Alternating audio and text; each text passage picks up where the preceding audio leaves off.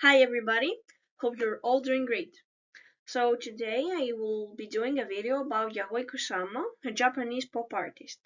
So I had to do a group project with my friend Katrina for a visual arts class about a pop artist, and we chose Yahoi Kusama. And I believe that it's really important to do a video. It's really worthy to do a video of her and of this presentation because she was a really exceptional personality.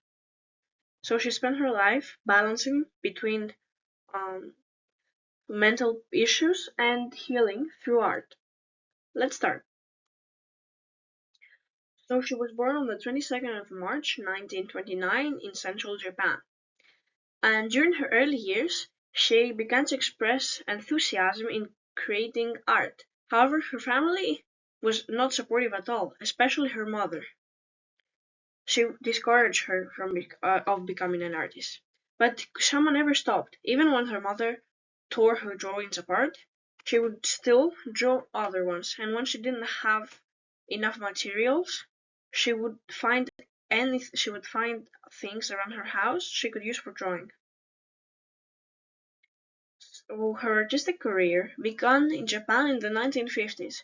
She created large-scale paintings. And in the early 1960s she moved to New York, where she became a key figure in avant-garde art scene. She quickly gained a reputation for her immersive installations and became a very popular and very important figure in art. Most of her art is an effort to describe the content of her hallucinations she had as a child. Her work often features polka dots, nets, and other repetitive patterns, which were deeply influenced by her experiences with hallucinations. Because during these episodes, she would see she was trapped in a maze with colorful polka dots everywhere and repetitive patterns. And even though we could feel like when you're in a maze, you feel free, you can do whatever you want. She felt trapped in there and could not leave.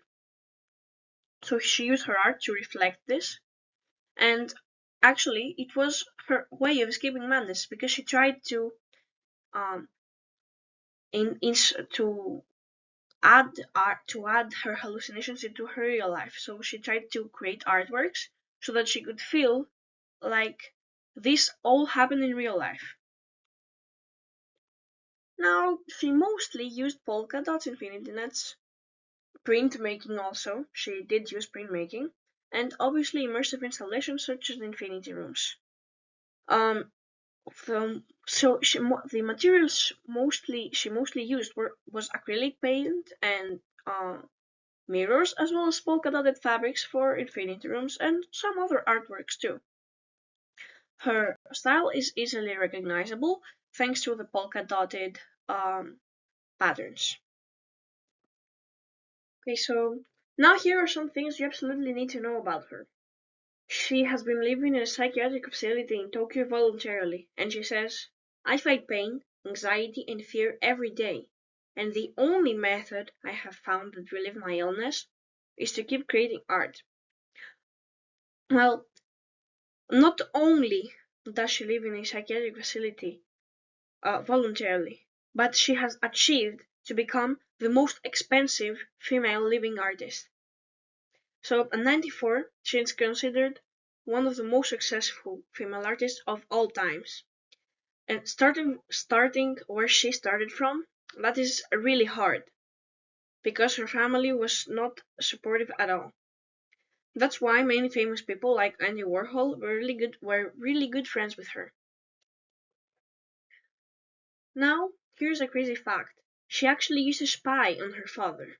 When she was a child, her mother was sending her to spy on her father because she was suspicious of him and thought he was cheating. And that made very Kusama not trust men at all, and she had difficulties defining her sexuality. But she eventually identified as asexual. But after going through healing process, she has learned to accept her childhood. Um, so many of her artworks feature pumpkins, and do you know why? This is because she exclusively ate pumpkins during World War II. Um, because her parents had a pumpkin garden in their backyard. Also, many of her artworks in the early 80s were featuring tulips, and this was most probably inspired um, by her trips to the Netherlands in the 60s. Here you can see Kusama's family uh, on the bottom, and she started off by being a very traditional, conservative Japanese girl. Here you can see a photo of her going to New York City for the first time, most probably. But then, when she arrived in the US, she became a fashion icon. You can see naked photos, and of course, there were polka dots everywhere, even the horse. Not only was she an idol and a very famous artist, but also she was an activist for human rights, who had very loyal admirers and many famous friends, such as Andy Warhol, as I told you. Here you can see her on a bridge, naked, um, fighting against war. You can see her decorating a car with polka dots, painting people, but still trying to uh, escape from her mind and relieve her feelings. You can see her on a bridge, painting people again.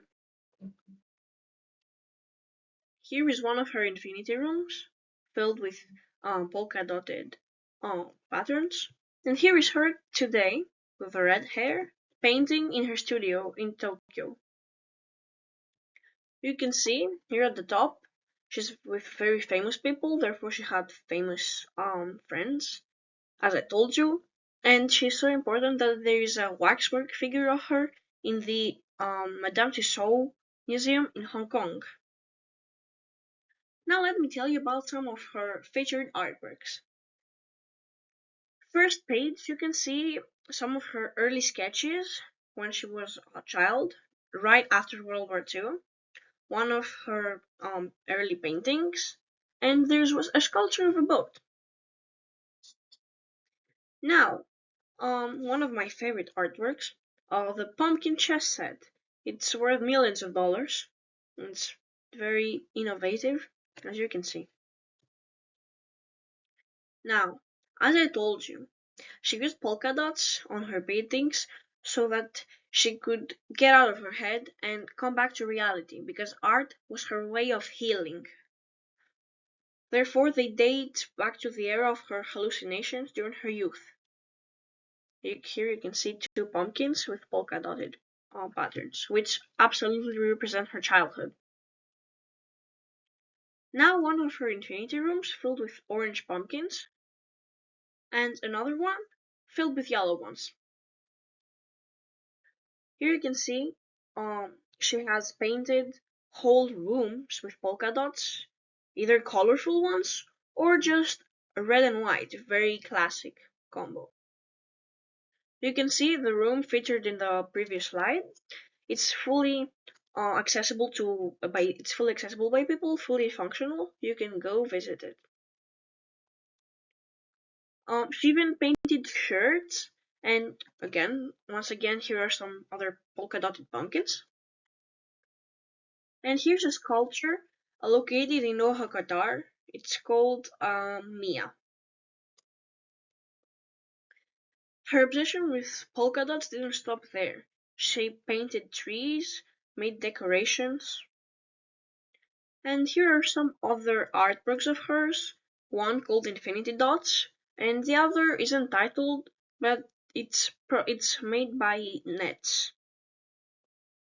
You can see here a mannequin, um, blue skin with gold and yellow polka dots, and here is uh, an artwork called The Girls. And here you can see a flower, polka dotted polka dotted patterns, obviously. Now here we start seeing, and this is my favorite part of her artwork, Here we start seeing some of her infinity rooms. So you can see an infinity room with huge white circles, green, so very high contrast colors. And so she just created these infinity rooms so that she could get out of her imaginary world and try to show to others how she felt during those episodes. So this is called the Chandelier of Grief. Here you can see different uh, colors, different lighting, but still the same perspective is hiding behind them. Another infinity room called Let's Survive Forever. Very inspiring. So Yahoi Kusama has had a huge cultural impact. She is one of the most important figures in the contemporary art world, and her works that become immersive experiences help people feel how she felt, so we can understand better. Now, guys, let's go to more recent things. So, at 93 years old, Yahoi Kusama, last year, to be more exact, signed a deal with Louis Vuitton, and she helped them create some accessories and some bags with polka dotted fabrics, just like you can see on the first photo. And she's on their campaign in the in the shop in Paris. You can see they have decorated their whole store outside and inside with polka dot, and Yahoi Kusama was there for some time. And now, the most interesting. So, some of her early works are being exhibited for the first time in 3 European museums. So, she is currently being hosted in Switzerland at the Begeler Foundation, and she will do a tour of Europe, stopping in 2 other cities. So she'll stop at the Ludwig Museum in Cologne on March the 14th, and then to end this tour, she'll go to Amsterdam from 11th of September 2026 until January 17th, 2027. So just to close this up, um, we chose her with my friend because of her very colorful artwork, because of her very because she expressed her feelings through art, and that seemed very important to us. And she was also brave enough to admit that she was sick, and she voluntarily went into a psychiatric facility. And because normally people would try to hide it and would not like to tell anybody, but she was brave enough to do it. So my favorite artworks of hers were the infinity rooms, because they may give us a sense of freedom and infinity, that we can continue, we can do everything, that we have we have unlimited space. But she felt trapped in them. She felt like she was in a maze and could not get out of it. So that's the huge difference. And also I like that she signed this deal with Louis Vuitton because um, first of all, many teens would wish to have Louis Vuitton products and such brands like Hermes. Also, it's very innovative because not many artists would have collaborated with such brands. And, and also, this since teens search for such things about Louis Vuitton and everything, they would feel intrigued to see who Kusama is and learn about her past. And I really liked how she embraced her condition. To sum up, she made the best out of her problems, and I really admire her. Thank you very much, guys. See you soon. Bye bye. Love you.